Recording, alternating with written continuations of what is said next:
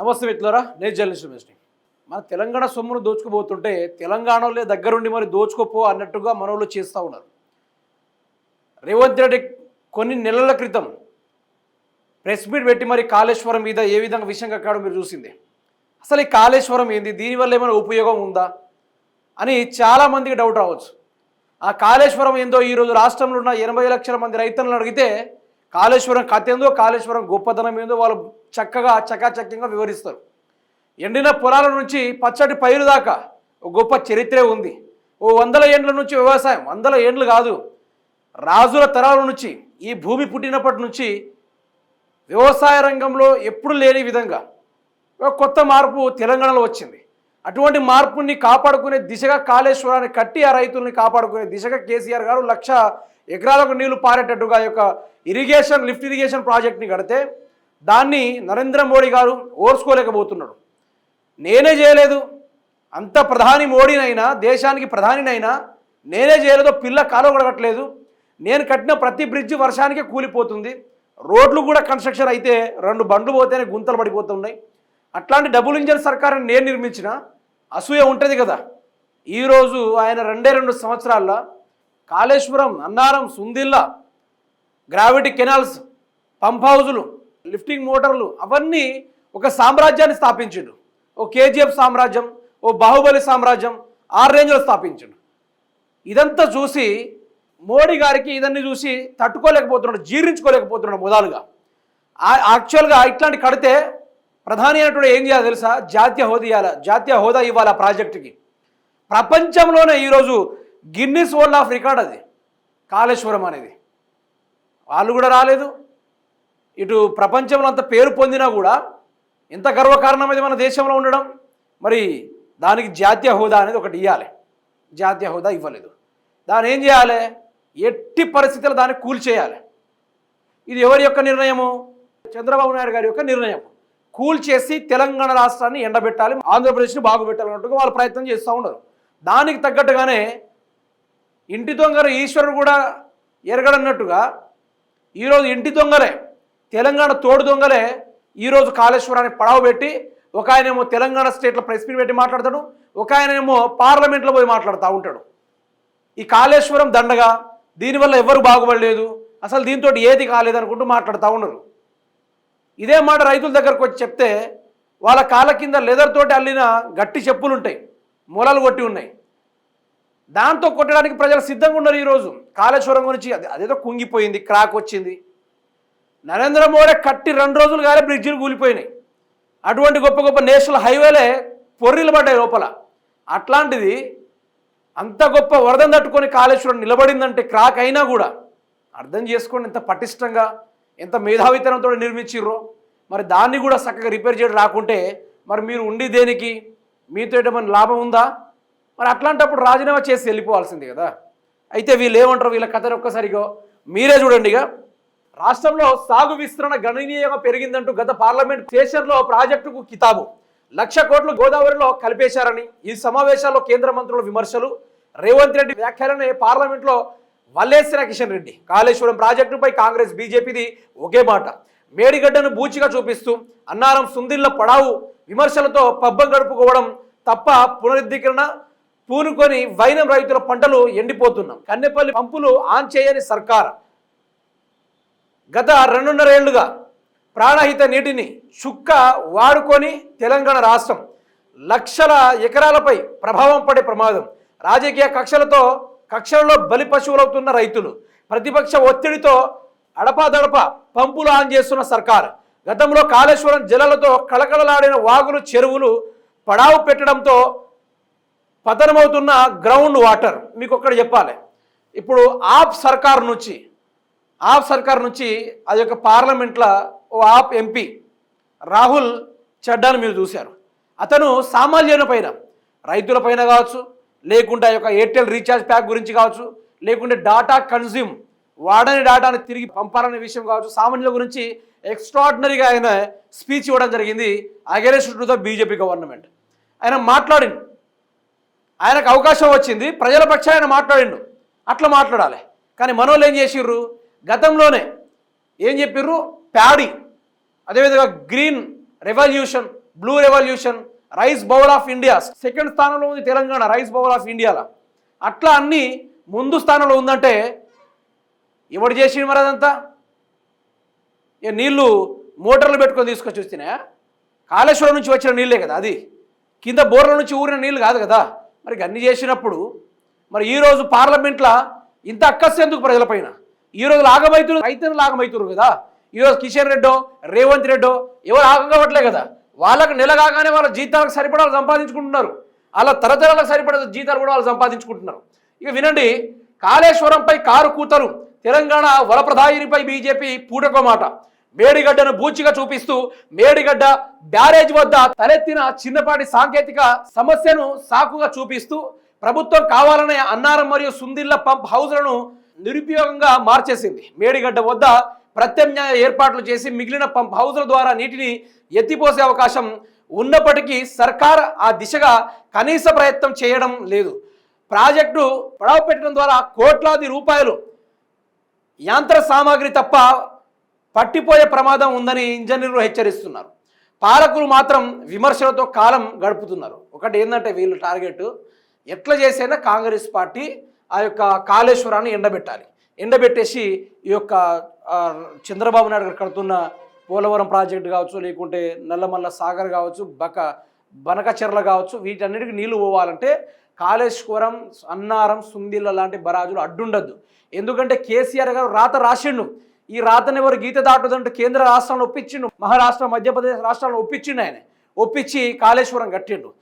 కొన్ని రాష్ట్రాలకు నీటి వాటాలు, నీటి పంపకాల గురించి కూడా కేసీఆర్ చక్కాచక్యంగా అందరినీ కూర్చోబెట్టుకొని క్లారిటీగా లొల్లిలు కాకుండా కొన్ని చంద్రబాబు నాయుడు గారి సీఎం కదా కొన్ని సంవత్సరాల కింద, మరి ఆయనే ఈ గోదావరి నీళ్ళ వాటాలు 12 సంవత్సరాలుగా ఆయన ఏ ఒక్క విషయంలో కూడా క్లారిటీ ఇవ్వకుండా నీళ్ళ గురించి ఎప్పటికీ లొల్లే మధ్యప్రదేశ్, మహారాష్ట్ర, ఆంధ్రప్రదేశ్. కానీ ఇప్పుడు కేసీఆర్ జస్ట్ ఒక మీటింగ్ తోటే అంది క్లియర్ చేసేసిండు. గా సత్తువ కేసీఆర్కు ఉంది. అయితే ఈ ప్రాజెక్టులో నీళ్లు వచ్చే విధంగా ఈ మేడిగడ్డ అవి ఉండకూడదు, వీటిని బాంబు పెట్టి లేపేయాలి, బాంబులు ఎక్కడ అగ్గకు దొరుకుతాయో వాటిని పట్టుకొని వీటిని లేపేయాలన్నట్టుగా రేవంత్ రెడ్డి, చంద్రబాబు నాయుడు, ఇటు కిషన్ రెడ్డి అందరు కలిసి ప్రయత్నాలు చేస్తూ ఉన్నాడు. ఎవడరా మరి తెలంగాణోడు? ఇప్పుడు తెలంగాణ కోసం కొట్లాడేవాడు ఎవడు? ఈ తెలంగాణ నీళ్లు పోతుంటే ఎవరికి నష్టం? కిషన్ రెడ్డికి నష్టమా? రాష్ట్రంలో ఉన్న మంత్రులకు నష్టమా? బీజేపీ వాళ్ళకి నష్టమా? ఎవరికి నష్టం? రాష్ట్ర రైతులకు కదా నష్టం. ఆనాడు కేసీఆర్ గారు తన పదవులు లెక్క చేయకుండా, ప్రాణం సైతం లెక్క చేయకుండా, తెలంగాణ బిడ్డలు ఆత్మ బలిదానాలు అవుతున్నా కూడా ఎట్లా చేసినా ప్రాణం పోయినా పర్లేదు, తెలంగాణ రావాలి, మా తెలంగాణ బాగుపడాలి, మన పంటలు మన చేతులకు రావాలి, ఇక్కడ ఉన్న రైతులు బాగుపడాలి, వాళ్ళ కళ్ళల్లో ఆనందం చూడాలి. తెలంగాణ వలస ప్రాంతం కాదు, ఆత్మహత్యల గడ్డ కాదు. తెలంగాణ అంటే జీవనాధారానికి గడ్డగా మారాలి. ప్రతి ఒక్క రాష్ట్రం నుంచి మన రాష్ట్రంలో బతకడానికి రావాలి. ఆ స్టేజ్ దాకా మనం బాగుపడాలనుకుంటూ ఓ స్పీచ్లో కేసీఆర్ గారు బ్రహ్మాండంగా మాట్లాడుతూ ఉంటారు. ఆయన ఎప్పుడు మాట్లాడినా చూడండి, నీళ్లు, నిధులు, నియామకాలు, ప్రజలు, కష్టాలకు తగ్గ ప్రతిఫలాలు, ఏం చేస్తే ప్రజలు బాగుపడతారని నిరంతర ఆలోచన ఉంటుంది తప్ప ఆయన ఏనాడు కూడా ఎవడబ్బా చంద్రబాబు, ఎవరికి చంద్రబాబు, ఎవరికి ముఖ్యమంత్రి, ఎక్కడోడు, ఏ లెక్కన మనకు వర్తిస్తాడు, మన ఏరియాకి రావడానికి ఏం అర్హత ఆయనకి? ఈరోజు ఆయన చెప్పింది పాటు చేయడానికి బీజేపీ ఎంపీలకు సిగ్గు లేదా? ఈరోజు రాష్ట్ర ముఖ్యమంత్రికి సిగ్గు లేదా? ఈరోజు మనం నీళ్లు దోచుకుపోతా ఉంటే గింత కూడా మాట్లాడకుండా కాలయాపన చేస్తున్న వీళ్ళు కూడా మన పరిపాలకులా? ఇట్లాంటి వాళ్ళకి అవసరమా? కాళేశ్వరం తోటి ఇందులో ఎందరో రైతులు బాగుపడరబ్బా. వెనకటి కాలంలో చూసుకోండి, 2014 ముందు చూసుకోండి, భూములు అమ్మడానికి రెడీగా ఉన్న రైతులు ఎంతకు 20,000 ఎకరం, 10,000 ఎకరం, 40,000 ఎకరం.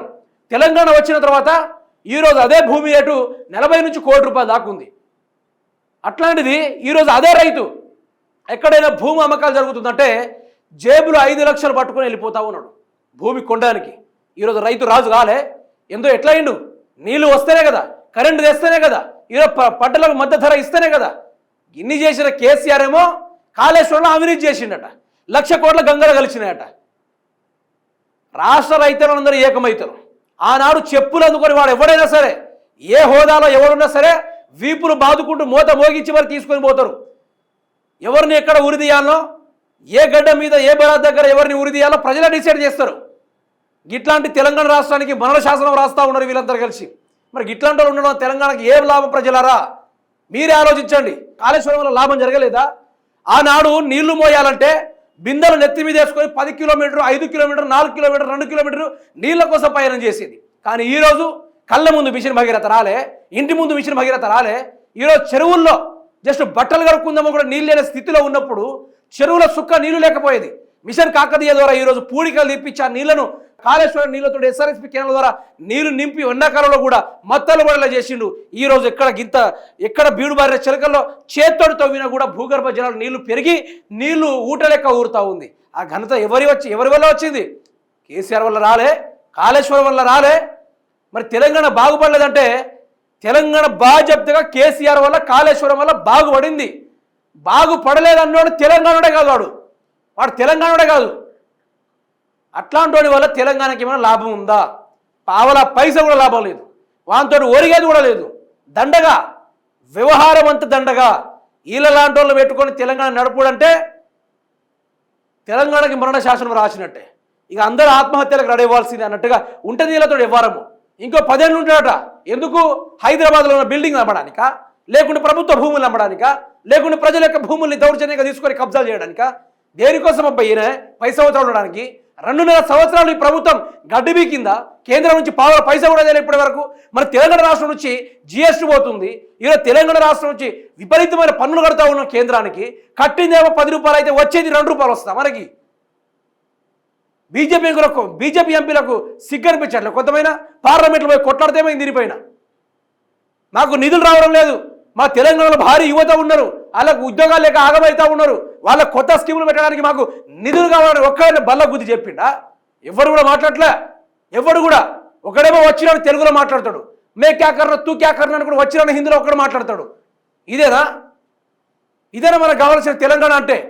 ఆనాడు కేంద్ర ప్రభుత్వాన్ని గడగడలాడించేటట్టు ఢిల్లీకి ఇప్పుడు స్టిల్ కూడా బీఆర్ఎస్ అంటే ఢిల్లీకి ఒక చిన్నపాటి వణికే, నరేంద్ర మోడీకి చిన్నపాటి వెన్నులో వణికే. ఎందుకు? ఉద్యమం నడిపించేటప్పుడు ఢిల్లీ దగ్గర పోయి జంతర్ మంతర్ దగ్గర కేంద్రాన్ని ఒప్పించింది బీఆర్ఎస్ పార్టీ. ఇప్పటిదాకా స్టిల్ వాళ్ళు యాద పెట్టుకుంటారు. బీఆర్ఎస్ని గెలకాలంటే వాళ్ళ పాయింట్లు తడిసిపోతే ఒక్కొక్కరికి. అందుకనే చెప్తున్నా, తెలంగాణ ఆగం చేయడానికి తెలంగాణ వాళ్ళే తయారయ్యారు. మరి వాళ్ళు తెలంగాణ వల్ల, ఆంధ్ర వల్ల, లేకుంటే పాకిస్తాన్ నుంచి వచ్చే కిరాయి వల్ల అర్థం కాని పరిస్థితిలో ఉన్నారు. మిత్రులారా, దయచేసి ఈ బీజేపీ కాంగ్రెస్కు ఓటేసుడు కన్నా నోటాకు గుద్దొచ్చుడు బెటరు. వీరతుడు లాభం ఉందా? దండగా. ఇప్పుడు ఆప్ సర్కార్లో ఉన్న కేజ్రీవాల్ని చూడండి, ఆయన ఎంత నీతిగా నిజాయితీగా పనిచేసిన వాళ్ళ రాష్ట్రంలో. మన కేసీఆర్నే చూడండి, మన తెలంగాణలో మొదటి ముఖ్యమంత్రి అయిన మన కేసీఆర్నే చూడండి, ఆయన ఎంత నీతిగా పరిపాలించిండో. ఈరోజు ఆయన అప్పులు చేసినట్టున్నారు. కానీ కేంద్రం ఈరోజు బీజేపీ పార్టీ అధికారంలో ఉంది, బీజేపీ రేవంత్ రెడ్డికి మంచి లింకే ఉంది. అట్లాంటప్పుడు మరి ప్రతిపాదించారు పార్లమెంట్లో పోయి, మరి ఇన్ని అప్పులు చేసిన అట్లీస్ట్ వైట్ పేపర్ మీ దగ్గర ఉందా? అంత దమ్ము లేదు. ఎందుకంటే ఆయన అప్పు చేయలే కాబట్టి, ఆయన అవినీతికి పాల్పడలే కాబట్టి. అప్పు చేసిండు కానీ అవినీతికి పాల్పడలేదు కాబట్టి, అప్పులకు నిదర్శనం ప్రతి ఒక్కటి ఉంది కాబట్టి. అందుకని వీళ్ళు ఏం చేస్తున్నారంటే కేసీఆర్ అన్న వాళ్ళు లేకుండా చేయాలి. కేసీఆర్ లాంటి ప్రజలలో ఆ యొక్క మాటని సావగొట్టాలి. బీఆర్ఎస్ పార్టీని గ్రౌండ్ నుంచి నరకేయాలన్నట్టుగా వీళ్ళు ప్రయత్నాలు చేస్తూ ఉన్నారు. కానీ మీ తాతలు, మీ మిత్తాతలు, మీ అయ్యలు, మీ మునిమనమళ్ళు ఎవరు వచ్చినా కూడా ఎంట్రీకి కూడా పీకలేరు. మీరు అందరు కలిసి ఎంట్రీకి కూడా పీకడానికి పనికిరారు. దేనికోసం అబ్బా? ప్రజలు పరిపాలన చేయమని ఇచ్చారు మీకు అధికారము. మంచిగా అధికారం చేసుకొని ఊపుగా మంచిగా సాక్కుంటా పోక కేసీఆర్ మీ బతుకులు కేసీఆర్ పేరు ఎత్తుతున్నారు కాబట్టి బతుకున్నారు ఈరోజు. లేకుంటే ప్రజలు చెప్పులతో కొట్టేటోళ్ళు.